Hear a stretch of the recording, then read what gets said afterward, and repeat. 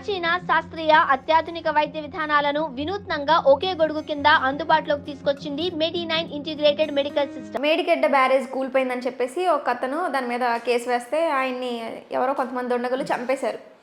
అయితే దీని వెనక రాజకీయంగా కూడా ఏదో కుట్ర జరుగుతుంది అని చెప్పేసి కొన్ని వార్తలు బాగా వైరల్ అవుతున్నాయి. దీని గురించి మీరేమంటారు? ఇది యాక్చువల్లీ తెలంగాణలో ఫస్ట్ టైం, అంటే నాకు తెలిసి ఫస్ట్ టైం ఓకే, ఇలా మంకీ క్యాపుల్లో 5-6 వచ్చి బండి మీద వెళ్తున్నాయి అడ్డుకొని రే దిగరా అని చెప్పి కత్తులతో నరికి నరికి చంపడం. ఏదో ఒక సినిమాటిక్గా ఇక్కడ ఫస్ట్ టైం. నేను ఇప్పుడు ఎక్కడ పిడుగురాళ్ళ సైడ్ విన్నాము, విజయవాడ సైడ్ విన్నాము, ఇంకెక్కడ ఇంకా చాలా చోట్ల విన్నాం. నేను ఎందుకు రాయలసీమ పేరు చెప్పట్లేదంటే అది ఆల్రెడీ అందరికి తెలిసిందే, ఫ్యాక్షనిస్టులు ఉంటారు ఇలా ఇలా చేస్తారు అని. బట్ బెజవాడ సినిమా వచ్చాక అప్పుడు తెలిసింది, వంగవీటి ఈ రక్త చరిత్ర సినిమాలు వచ్చాక ఓహో ఇటువైపు కూడా ఇలాంటివి ఉంటాయా అనే విషయాలు తెలిసిందే. నెల్లూరు దగ్గర ఏమో, చిత్తూరు పెద్దగా వినింది లేదు కదా, ఎప్పుడు ఇట్లా ఫ్యాక్షనిస్ట్ టైపు గొడవలు, భూతగాథలు అటు ఇటు నరికి నరికి చంపడం ఎప్పుడు చూడలే. ఇక్కడ తెలంగాణలో ఫస్ట్ టైం చెప్పాలంటే. ఇక్కడ నువ్వు ఆదిలాబాద్ ఆసిఫాబాద్ నుంచి స్టార్ట్ చేస్తే, ఆసిఫాబాద్ నుంచి మంచిర్యాల, భూపాలపల్లి, గోదావరికని, కరీంనగర్ వరకు కూడా కొత్త. ఇదొక వింత చెప్పాలంటే.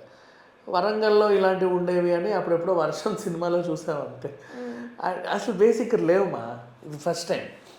ఇప్పుడు ఏం జరిగిందో చూద్దాం. ఇక్కడ ఈయన రామలింగమూర్తి, నాగవెల్లి సరళ అనే ఆవిడకి హస్బెండ్. ఎందుకు పలానా ఆవిడ హస్బెండ్ అని చెప్తున్నాము అంటే, ఆవిడ కౌన్సిలర్, మాజీ కౌన్సిలర్. గతంలో మున్సిపల్ ఎలక్షన్స్లో భూపాలపల్లి 15th వార్డు నుంచి ఆవిడ కౌన్సిలర్గా గెలుపొందింది. తర్వాత ఏవో కారణాల వల్ల పార్టీ నుంచి ఆవిడ బహిష్కరించారు.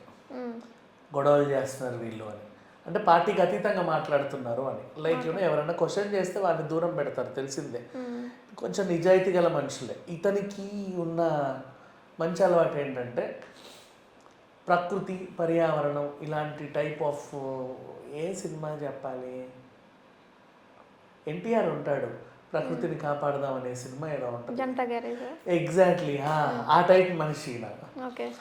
సో సింగరేణి బొగ్గు తవ్వకాలు ఎక్కువ ఆ ఏరియాలో.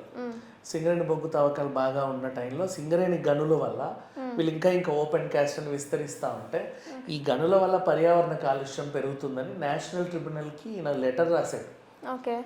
నెక్స్ట్ మేడిగడ్డ బ్యారేజ్ కట్టారు వీళ్ళు, బీఆర్ఎస్ వాళ్ళు. అది కుంగింది. ఇది ఖచ్చితంగా వీళ్ళ తప్పే, అలా ఎలా కడతారు పిచ్చి పిచ్చిగా. ఇప్పుడు మేడిగడ్డ బ్యారేజ్ ఏంటి, దాన్ని రిపేర్ చేయడానికి లేదంట, రీప్లేస్మెంట్, మళ్ళీ అదంతా తీసి కొత్తది ఏదో నిర్మించాలని చెప్పారు మొన్న నివేదికలో.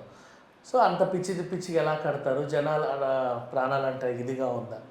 సరే, ఇప్పుడు ఈ చిన్నపాటి వరదకే అది తట్టుకోలేకపోతుంది. ఎప్పుడో ఫ్యూచర్లో పెద్ద వరద వస్తుంది, ఏం చేస్తామమ్మా? ఊళ్ళు కొట్టుకుపోతే ఎంతమంది చనిపోతారు చరిత్రలో. అట్లా ఒక రోజు అని మాట్లాడుకుంటాం అంతే. అప్పుడు వెళ్ళి ఏమంటే అరెస్ట్ చేస్తావా కేసీఆర్ని కానీ కేటీఆర్ని కానీ, నోబడీ విల్ స్పీక్. ఇది ఇలా ఉంటుంది. సో ఆయన దీని బీఆర్ఎస్ వాళ్ళ వైఫల్యం వల్లే ఇది కూలింది అని గట్టిగా వాయిస్ రేస్ చేసి కేసు వేసాడు. అలా సొంత పార్టీకే ఇలా మాట్లాడతావా అని ఆయన్ని బహిష్కరించారు గతంలో. ఇప్పుడు ఏం జరిగిందో తెలియదు. వాళ్ళ బ్రదర్ వాళ్ళ ఇంట్లో ఫంక్షన్, అక్కడే ఆ ఏరియా చిన్న ఊర్లు ఉంటాయి పక్కన. రాత్రిపూట ఫంక్షన్ అయిన తర్వాత బైక్ మీద రిటర్న్ అయ్యాడు. బైక్ మీద రిటర్న్ అవుతుంటే ఒక దారి మధ్యలో సడన్గా ఒక 6 మంకీ క్యాప్స్ వేసుకొని అడ్డుకున్నారు. ఎవడరా మీరు ఏంటి అని మాట్లాడేలోపే అందరూ కత్తులు తీసి ఎటు పడితే అటు నరికేశారు. తల మీద బలంగా గాయమైంది. అమ్మో చెప్పలేము, పేగులు కూడా బయటకు వచ్చేసాయి. చాలా దారుణంగా ఉంది పరిస్థితి. ఓ రకంగా నరికేశారు. ఎప్పుడు జరిగింది ఇదంతా? నిన్న కాకముందు. సో నిన్న వీళ్ళ ఆవిడ ఏం చేసింది, ఈ విషయాన్ని తెలిసి, సర్లే ఆవిడ కూడా కొంచెం నీతి నిజాయితీ అని పోరాడే వ్యక్తే. అంబేద్కర్ స్టాచ్యూ దగ్గర ధర్నా చేసింది. వాళ్ళ కుటుంబం మొత్తాన్ని తీసుకొని వెళ్ళి అక్కడ కూర్చొని ధర్నా చేసింది, నాకు న్యాయం జరగాలి. ఆవిడేమో ఆరోపిస్తుంది మాజీ ఎమ్మెల్యే కారణం, ఇంకో కౌన్సిలరు అండ్ ఈ మున్సిపల్ చైర్పర్సన్ 3 పేర్లు చెప్పింది. వాళ్ళు పెద్ద అడ్రస్ లేని వాళ్ళు కాబట్టి వాళ్ళ గురించి మాట్లాడుకోవాల్సిన అవసరం కూడా లేదు. సో వీళ్ళు కారణం అని చెప్తుంది. ఓకే. బట్ ఇప్పుడు ఇక్కడ రాష్ట్ర వ్యాప్తంగా ఎందుకు ఇంతలా వైరల్ అయింది అంటే కేసీఆర్ మీద కేసు వేసిన వ్యక్తి మర్డర్ అయ్యాడు అంటే దాని అర్థం ఏంటి? ఇప్పుడు నెక్స్ట్ మున్సిపల్ ఎలక్షన్స్ మళ్ళీ ఇప్పుడు హైదరాబాద్లో కూడా జిహెచ్ఎంసీ ఎలక్షన్స్ ఇప్పుడు రాబోతున్నాయి. మళ్ళీ వార్డులో మున్సిపల్ ఎలక్షన్స్ జరుగుతాయి. మున్సిపల్ ఎలక్షన్స్ అంటే ఆ మున్సిపాలిటీ ఇప్పుడు గ్రామ పంచాయతీలు మున్సిపాలిటీ అయిపోతాయి. గ్రామ పంచాయతీ ఉన్నప్పుడు దాన్ని ఎవరు పట్టించుకోరు. మున్సిపాలిటీ అయిన తర్వాత కాలువలు తవ్వకాలు, ఇంటి ముందు డ్రైనేజ్ సిస్టమ్ అండ్ ఇంకుడు గుంతలు, సరైన నీళ్ళు, వాటర్ ఫెసిలిటీ, కరెంట్ ఫెసిలిటీ, ఇట్లా కొన్ని ఉంటాయి. చెత్త తీసుకెళ్ళడం, క్లీన్ చేయడం, ఎక్కువ క్లీనినెస్కే వీళ్ళు ఇచ్చే ఇంపార్టెన్స్. ఊరు క్లీన్గా ఉండాలి ఎప్పుడు. అది మున్సిపాలిటీ పరిధిలోకి వస్తే అలా ఉంటుంది. అప్పుడు నిధులు వస్తాయి, మున్సిపాలిటీకి సంబంధించిన నిధులు. అవి ఏరియా రోడ్లు వేయడానికి, బాగు చేయడానికి, వాటిని పంచడానికి, ఏం చేయడానికి ఒక కమిటీ ఉంటుంది. ఆ కమిటీయే ఈ సింపుల్గా చెప్పాలంటే మున్సిపాలిటీ చైర్మన్, కౌన్సిలర్స్ అంటారు. హైదరాబాద్లోనేమో కార్పొరేటర్ అంటారు, మేయర్ అంటారు. ఊర్లలో ఈ కార్పొరేటర్ స్థాయి వ్యక్తుల్ని కౌన్సిలర్ అంటారు. ఆ వీధికి వాడు ఇన్ఛార్జ్ లాగా కౌన్సిలర్. అండ్ ఈ కౌన్సిలర్లు ఫస్ట్ కౌన్సిలర్ ఎలక్షన్స్ అవుతాయి. కౌన్సిలర్లు అందరూ కలిసి చైర్పర్సన్ ఎన్నుకుంటారు. ఏ పార్టీకి అయితే మెజారిటీ ఉందో ఆ పార్టీ వాళ్ళు నుంచి చైర్పర్సన్ని ఎన్నుకోవాలని ఒక రూల్ ఉంటుంది. వాళ్ళందరూ ఏకాభిప్రాయం మీద ఇవి కూడా చూస్తారు. ఎస్సీ అభ్యర్థి, ఎస్టీ అభ్యర్థికో, బీసీకో ఇవ్వాలని ఒక రూల్ కూడా ఉంటుంది. అలా ఎవరున్నారో చూసి వాళ్ళకి కట్టబెడతారు. ఇది అక్కడ జరిగేది. దీంట్లో కూడా వాళ్ళకి గొడవలు అవుతూ ఉంటాయి. అండ్ ఇప్పుడు ఈయనకి చాలా భూముల విషయంలో గొడవలు ఉన్నాయని వార్తలు. ఎవరైనా అధికారంలోకి వస్తే మున్సిపాలిటీ ల్యాండ్లని దొబ్బేద్దామని చూస్తారు. కావనే కదా ఊర్లలో ఉండేవారికి. గ్రామ పంచాయతీల పరిధిలో అంటే ఎవడన్నా కంచేస్తే 4 వెళ్ళి అడుగుతారు. మున్సిపాలిటీ చైర్పర్సన్ అయ్యాక వాడి ఇష్టం, వాడు ఎక్కడ ఏది కట్టినా ఎవడేమో అడగడు. ఎక్కడ పడితే అక్కడ 4 పిల్లర్లు వేసి రేకులు వేసేస్తారు. ఫస్ట్ సింపుల్గా ఇట్లా పందిరి టైప్ వేస్తారు. వేసి దాని కింద కారు పెట్టుకుంటారు 4 రోజులు. ఆడెక్కడో ఉంటాడు కానీ ఆడి కారు ఇక్కడ ఉంటుంది.